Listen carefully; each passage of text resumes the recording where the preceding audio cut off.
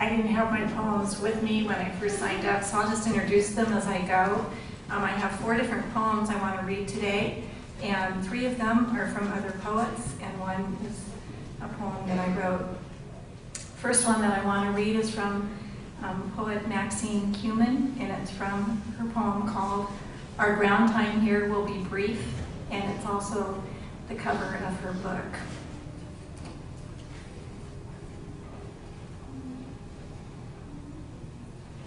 Our ground time here will be brief. Blue landing lights make nail holes in the dark. A fine snow falls.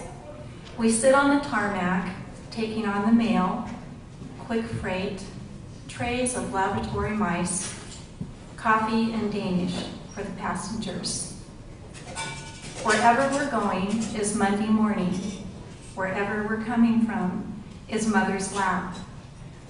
On the cloud pack above, strewn as loosely as parsnip or celery seeds, lie the souls of the unborn. My children's children's children and their father. We gather speed for the last run and lift off into the weather.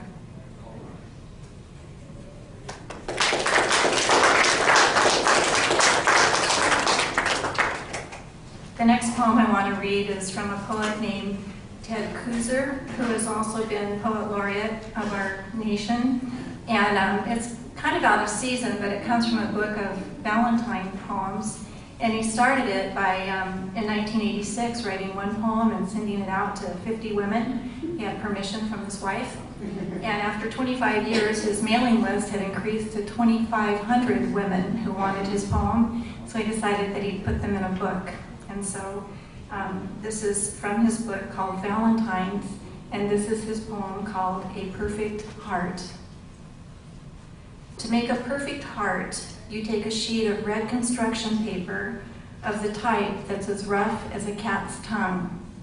Fold it once and crease it really hard so it feels as if your thumb might light up like a match.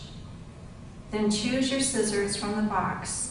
I like the safety scissors with the sticky blades and the rubber grips that pinch a little skin as you snip along.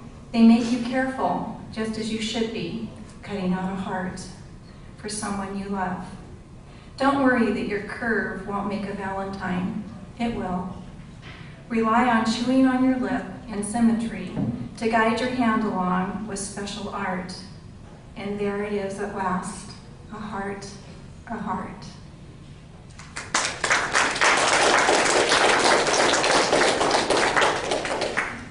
The next poem I want to read is from a colleague who teaches English, and he published this inside an English journal called Inside English, and he teaches, or did teach at the time, at Sacramento City College, and he has a wife and 2 little girls, and he named this poem Empty Nest. Our girls away at a pajama party. The house grows large. The dishwasher churns and weeps. A button ticks in the dryer. Outside, the candy-striped swing set stands sulky and alone in the center of the yard. We face each other on the couch, folding pink panties and Barney socks, humming together the sounds of silence. Tentatively, as if expecting to hear the screen door slam, their voices, "Mommy, Daddy, ice cream, please." We look up then and smile and reach out to touch hands, palm to palm, as if in prayer, over the mountains of soft cotton.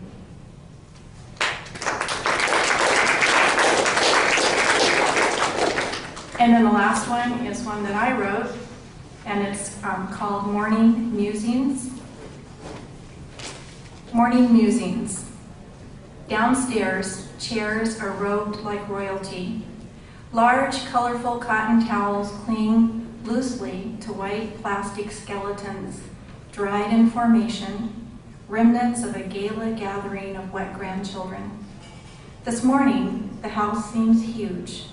The rooms swell with emptiness. The refrigerator purrs a monotonous monologue. It's the only voice in this house. Outside, the pool water, now still and growing stagnant, without one wet footprint decorating the cement. Every floaty toy deflated. Lizards run unafraid along the garden bricks. I descend the carpeted stairs and wander the length of polished tile, looking for a trace of my legacy of 3.